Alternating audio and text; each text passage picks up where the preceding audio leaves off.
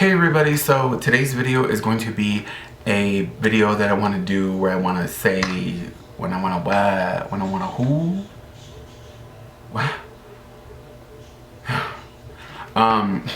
This is a video where I want to share with you guys what I read while I was on my break. So yeah, so I wanted to do this because I've been sucking at doing wrap-ups on my channel. And I'm going to get back to doing them.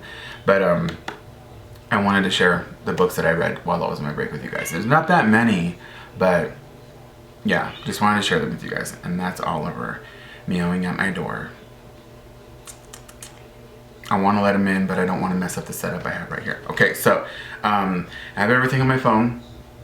So if I'm looking down at my phone, that's my little Spirited Away case. I am, remembering things because my memory sometimes is caquitas, and that's just how it is. But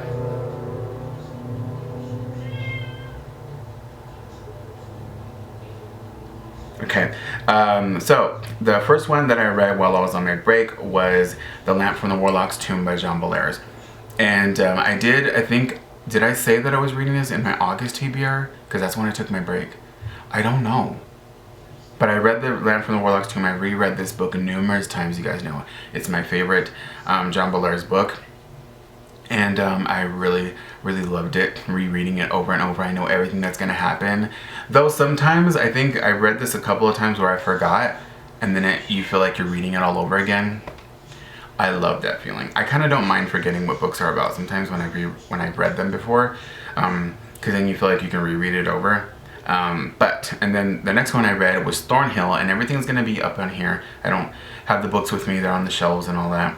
And actually one of them was a library book, so I don't have it anymore. This one's Thornhill by Pam Smythe. This is a reread for me too as well. I read this, I think I've been reading this the past couple of years, every summer. And this one's about a young girl who moves into this new house, and there's this house across the street that she sees is like dilapidated and just like trashed.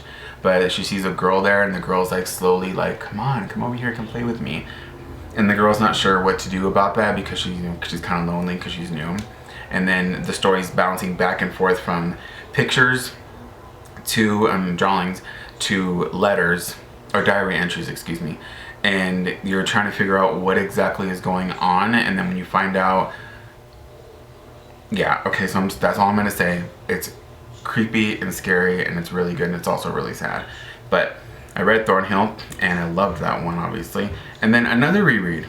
Yeah, another reread, and that is Seven Dead Pirates by Linda Bailey. Let me tell you guys, this is one of the books that I love so much. This is the second time that I reread it. This is the second time that I read it. Okay.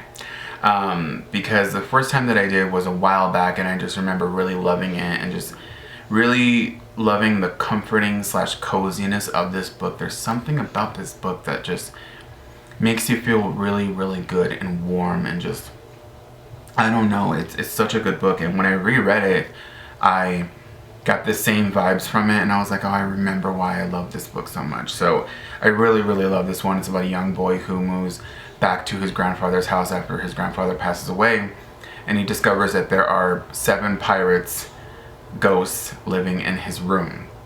And it is the cutest / just heartwarming thing ever, and it's just so good, and it's got some spooky vibes to it, but it's not scary at all. Like, it's just not. And I just really I love it. I really loved it. And then the next one I read was Withering by Sea. This is by Judith Russell, and this is one that I had on my shelf for a really long time. And I remember doing videos, like books that I have not read that are on my shelf. I remember doing those videos, and I remember putting this book in like 3 of them. And I always said that I was going to read it. I always said that I wanted to read it that year, and I never did. And I finally read it, and I'm so happy that I did, because it was such a good book, and it was so like whimsical and dark and just amazing. And the illustrations in this book were so good. And I just found out that it's actually a trilogy. So I'm excited to pick up the other books in it. But it was just really, really good. It was really, as I said, whimsical, dark. It's about a young girl who goes to stay with her aunt at this hotel that like has these special waters that make you like healthy. and she ends up finding out that there's some mysterious things going on there. And one of the older men there that she knows that she says hi to a lot ends up being murdered. And then she discovers that he was hiding something in a room, and she takes off with it. And that sets off just a bunch of crazy things, and things get crazy and spooky, and it's magical and beautiful, and I loved it so much. So I'd highly recommend that if you're looking for something. This would be like a really good like November read, because it's like raining a lot, and it's really cold rain. Like, it's not like summer rain, and it's just really, really like cold and cozy. And there's Oliver again meowing. There's a lot of cats in this book too. Yeah, speaking of cats. And then the next one that I read was Gargantuanus by Thomas Taylor, and this is book 2 in the Malamander series or trilogy. I'm hoping it's a trilogy, because I think I think 3 books is a really good like amount to like stop at. I should have just let Oliver inside because he's getting a little too loud. But this one is a sequel, so I can't say much about it, but I will say that I enjoyed the first book a lot more than the second one.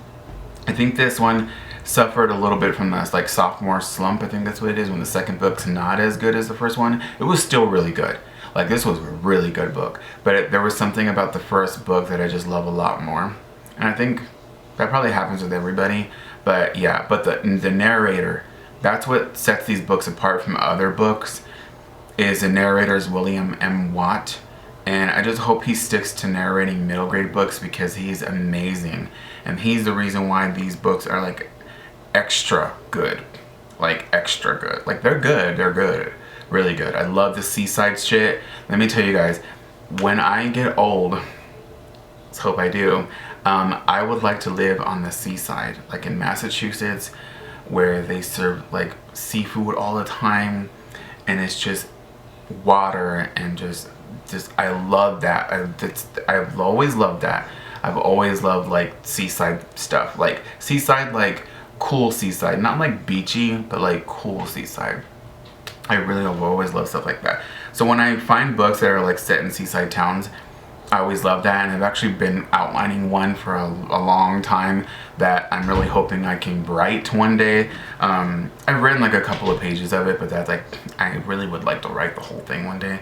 But I just love seaside towns and stuff like that, which I actually did read another one, and while I was on my break. But the next one I read was another reread, and I wasn't planning on rereading this book, but I was just in the mood for it. It was September, and that is The House with the Clock in Its Walls by John Bellairs. I read this in 2018. I read it twice that year because the movie was coming out, and I wanted to reread it again before I saw the movie. But of course, I love this one. This one's a really good cozy one too as well, and it's a really good one to read during the fall time, so I would highly recommend it for that. But of course, I loved it. This was the 3rd time that I read it, and I really liked it. And then the next one is Gloomtown. This is the last one. So this is Gloomtown by Ronald L. Smith, and this was a seaside town. So I was really happy about it. I was like, yes, I'm gonna get these spooky, whimsical vibes, and I'm excited. And I really liked Ronald L. Smith's Hoodoo book, which you guys know I really love that book. But unfortunately, this one didn't do it for me. It wasn't good. And I'm really sad about that. I think I only gave it like 3 stars. And I've been trying to stop saying like the star ratings, because I don't really care. But this one I didn't really care for, and I'm really sad about that, because I really wanted to enjoy another one of his middle grade books, because I think he's really good at middle grade. So yeah, so that's pretty much it. So that is all that I read while I was on my break. I just wanted to share that with you guys, to let you guys know too that I was reading while I was on the break, and I did not expect to read, to be honest, because I was working on my books. I was trying to figure out what the hell I was gonna do, and I was just going through some things personally, and I did not realize that I was gonna have time to read, and I did, and that was really good. I really am happy about that. So that is pretty much it. So I will see y'all next time with another video. And if you're doing the Goodreads reading challenges, good luck. If you are, just have fun with it, because I said that I wanted to read 20 books this year, and so far I've read 15.